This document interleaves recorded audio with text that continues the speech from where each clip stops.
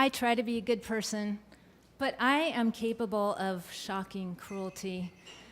Like the day I snuck into my sister's bedroom carrying a box cutter, the day that changed everything.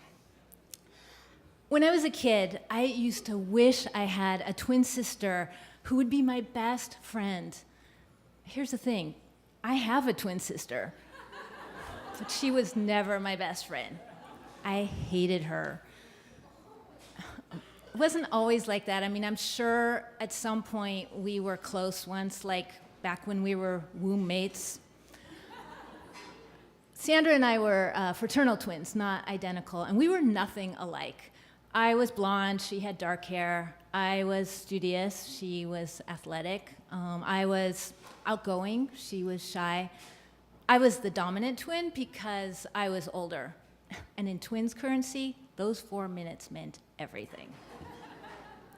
Over time, I resented more and more Sandra. I just wanted to be my own person. I didn't want to always be one of the twins, always dressed alike and compared. I mean, there is not a single photo of me alone as a kid. I hated having to share everything. I didn't even get my own birthday. But mostly, I hated the way my mom treated Sandra compared to me. We were rivals for my mom's love. Of all the 6 kids, Sandra was my mom's favorite, and that made me hate her even more. I kept thinking, if only Sandra wasn't here, then my mom would love me. I was dealing with an evil twin, and that evil twin was me. At school, I was a sweet, nice child, total teacher's pet, but at home, I was a bully. I would hit Sandra and tell her that she was weird and stupid. When we were 8, I told her there had been a mix-up at the hospital with other twins and she didn't really belong in our family. And she believed me. I was so mean. My hatred for her reached a breaking point when we were 14. I was upset about something and my mom said to me, "Oh, Donna, what's wrong with you? Why can't you be more like Sandra?" Something snapped inside. I couldn't take it anymore. I had to do something. Kill Sandra. No, too messy.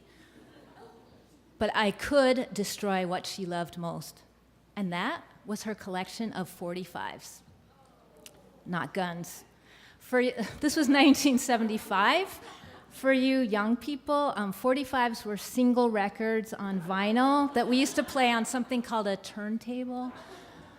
So I was totally into The Who and Led Zeppelin and David Bowie, and yeah, I had good taste. But I thought that my sister's sappy taste in music was so lame.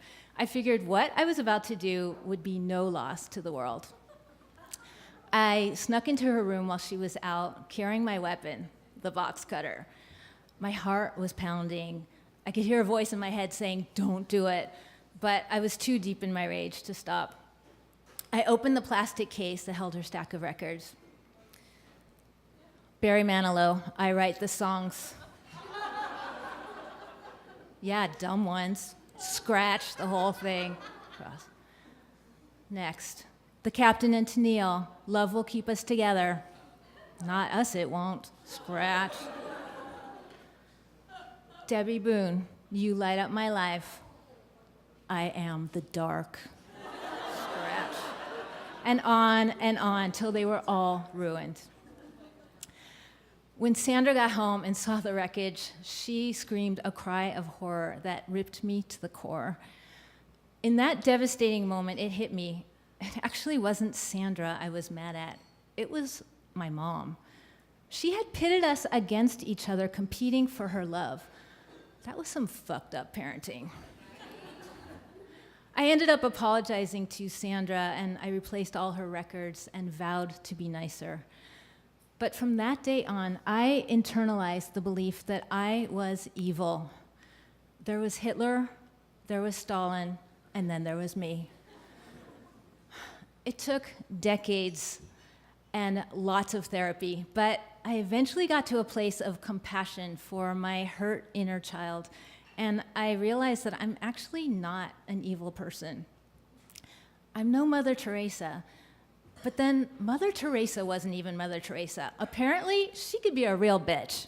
So, as adults, Sandra and I are still not best friends, but we're good. She has forgiven me for being so mean. She blames our mom, too. And we actually now appreciate being each other's twin. But I still really don't like Barry Manilow.